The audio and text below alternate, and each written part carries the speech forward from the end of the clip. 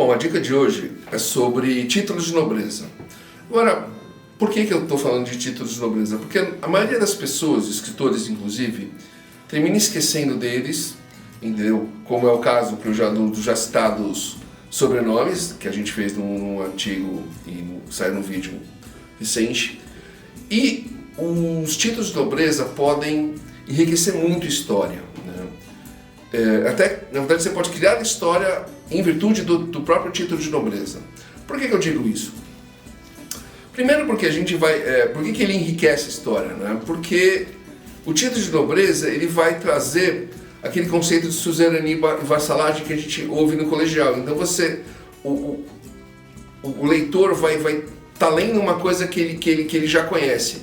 Isso vai gerar empatia, como eu já comentei isso. De novo, essa empatia vai acontecer porque ele conhece esses conceitos de títulos nobiliários, né? Você também, né? Todos nós conhecemos, mas nós não sabemos o que eles podem agregar na história, né?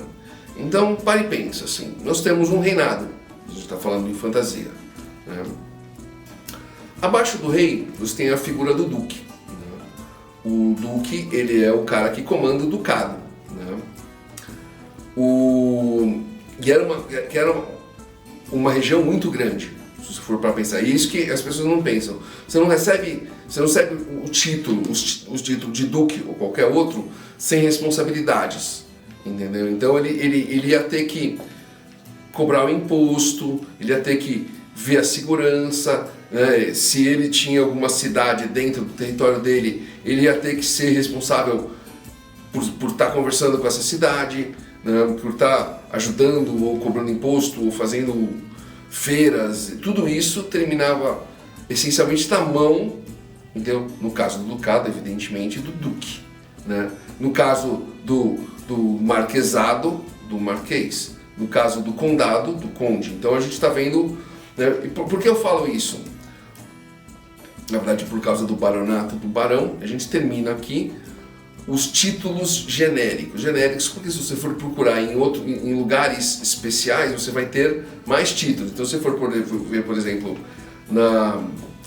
no Império Germânico, existiam muito mais subtítulos desses. Esses títulos são os títulos genéricos que você iria encontrar em toda a Europa. Então, você encontrar ele em Portugal, na Espanha, na Inglaterra, na Alemanha, todos eles tinham genericamente esses títulos, então a gente termina trabalhando mais com eles, porque eles são que todos conhecem, né? Então o duque, ele era logo abaixo do rei vinha o duque era o cara que era o líder do ducado, né? O duque, ele vem da palavra dux, do romano, né? Era um título romano que era dado aos comandantes militares, né? Em latim, o dux é aquele que comanda, né? Então, inclusive até, por exemplo, a gente pega no estado de São Paulo, a gente tem a frase do estado, né? É não ducor duco, não comando, não sou comandado, comando, né? E não, conduzo, né? Não sou conduzido, conduzo. E ele era o cara que está logo abaixo do rei, hierarquicamente, né? Abaixo dele você tinha o marquês. O marquês era, como eu falei, o cara que comandava o marquesado. Para você ver o marquesado, assim, para você pensar o tamanho do marquesado, o marquesado era do tamanho de um estado. Lê-se, tá? Não pense em Brasil, por favor. Cara, é do tamanho de um estado brasileiro. Não. É do tamanho de um estado europeu, né? Não é do tamanho do estado brasileiro, que no Brasil é imenso, a menos que você vá fazer dentro do seu mundo, um mundo em que o reino vai ser, não o tamanho desses reinos europeus, o tamanho dos reinos do novo mundo, do Brasil, dos Estados Unidos, estados imensos, né? O marquês, então imagina assim, se o marquesado era o tamanho de um estado, imagina o tamanho de um condado, o tamanho que era aquela coisa, né? O tamanho de um ducado, que era aquela coisa. O condado é um pouco mais menor. De qualquer maneira, o título de marquês vem do germânico, né? Ele é um pouco mais tardio do que o duque, e ele vem da palavra germânica margraf, que é aquele que cuida da fronteira, da marca, né? E os marquesados eram sempre fronteiriços. Então, olha que interessante como isso pode gerar algo para sua história.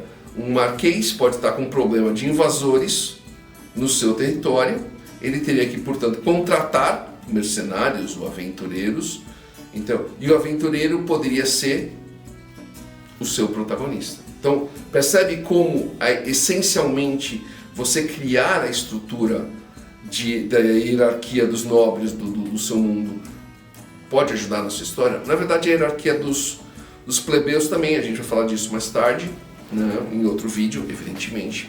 Né? Então, você tem o duque, você tem o marquês. Né?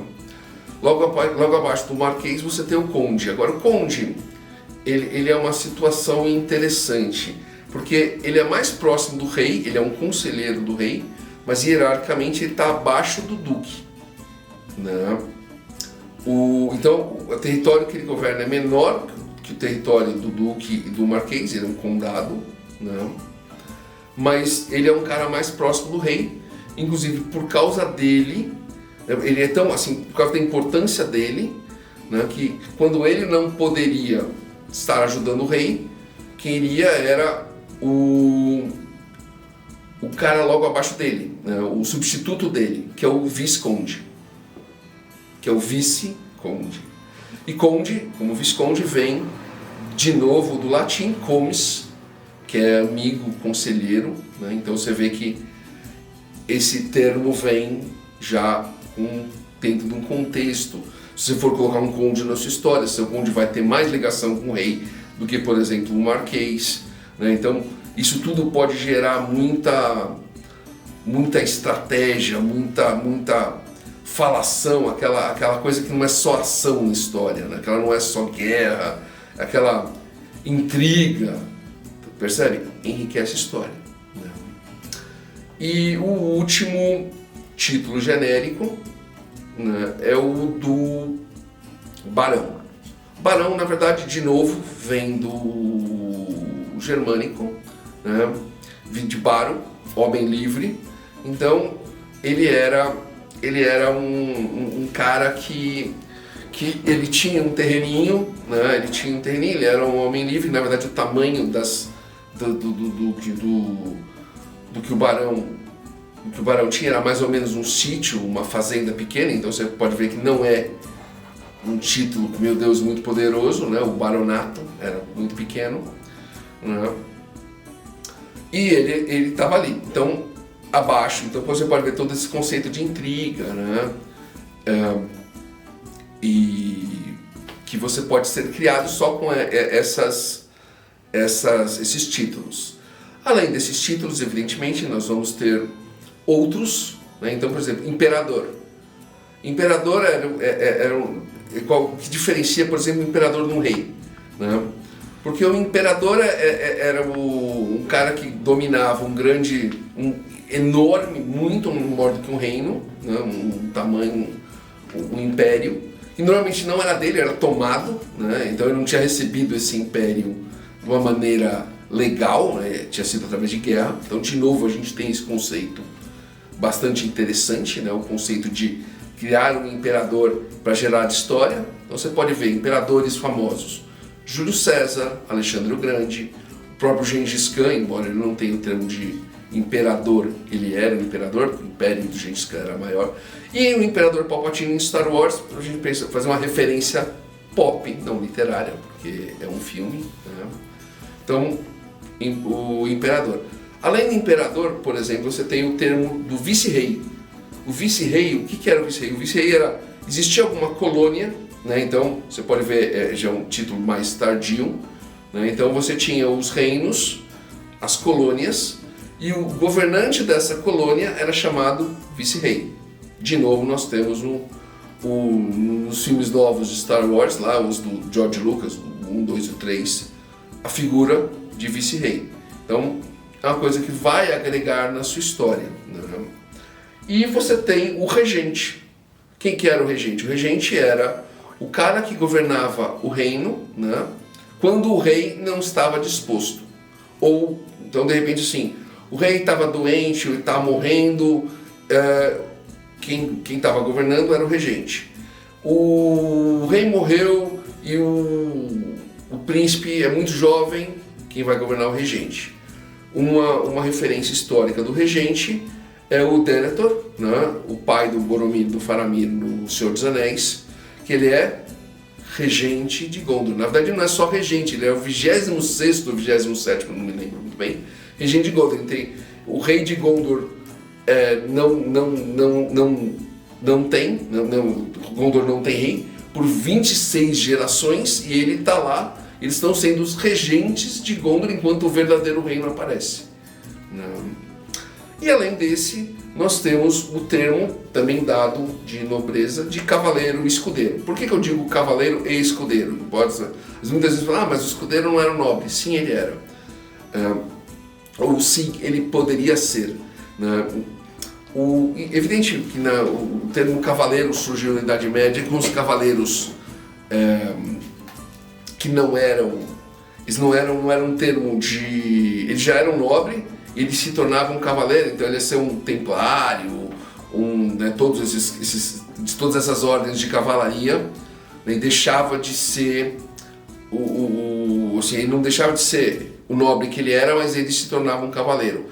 Mais tarde esse termo surgiu, né, como um título honorífico, né, mas se você for ver, na verdade um título honorífico de quem ajudava o rei, ou ajudava o reino. As pessoas que ajudavam o reino ganhavam títulos de cavaleiros, de sirs, né? Mas mesmo assim, se a gente for dar uma olhada, né, no ciclo arturiano, inclusive até naquela história a Espada Além do Rei Arthur, daquele desenho da Disney de 1960, o Arthur ele começa com um escudeiro, por isso que eu coloco o escudeiro nessa história. O escudeiro ele era um nobre, né, alguém que iria se tornar um cavaleiro, mas ele não tinha ainda ele não tinha ainda um know-how para ser cavaleiro, então ele começava como escudeiro para se tornar cavaleiro. Acontece a mesma coisa com o Príncipe Valente. Nos quadrinhos do Príncipe Valente ele começa como escudeiro, se não me engano, do Sir Gawain, e depois ele termina se mostrando capaz por Rei Arthur e se torna o cavaleiro. Ele também tá no Arredondo. Então você tem esses dois conceitos, o conceito de realidade, né, da cavalaria, e o conceito dentro da literatura, né, dos cavaleiros como sendo nobres, e você pode usar isso na sua história também, né. Evidente que nem toda a sociedade tinha essa divisão, né. No Japão, por exemplo, você tinha o conceito dos daimyos, então não interessava a quantidade, o tamanho da terra da pessoa, ele era um daimyo, né? Ele era um senhor de terras, e ele respondia ao shogun, que era o líder militar, até quase 1700. Então você tinha, a situação do Japão é muito interessante, porque você tinha a figura do príncipe, do imperador, como a gente pode ver até no Último Samurai, no filme do Último Samurai, que o imperador está ali, mas não é ele que manda, né? Então tinha sido criado um título de shogun. O shogun era o líder militar, que ele era escolhido, né, entre os daimyos, e governava durante muito tempo. Você teve, se não me engano, 2 ou 3 linhagens de shogun, famílias que ficaram ali. Então a figura do imperador japonês, e era sempre imperador, apesar do Japão não ser considerado um império, era sempre uma figura como a figura de hoje das casas reais. É uma figura que ninguém não tem poder, né? Não tem poder. Então chegou aí no final do século XVII, início do século XVIII, alguma coisa assim, o imperador voltou a poder, e eles tiraram esse conceito de shogun, mas durante o período medieval japonês, que é muito mais tardio do que o europeu, vai lá do século XII quase até o século XVII, XVIII, você teve a figura do daimyo e do shogun.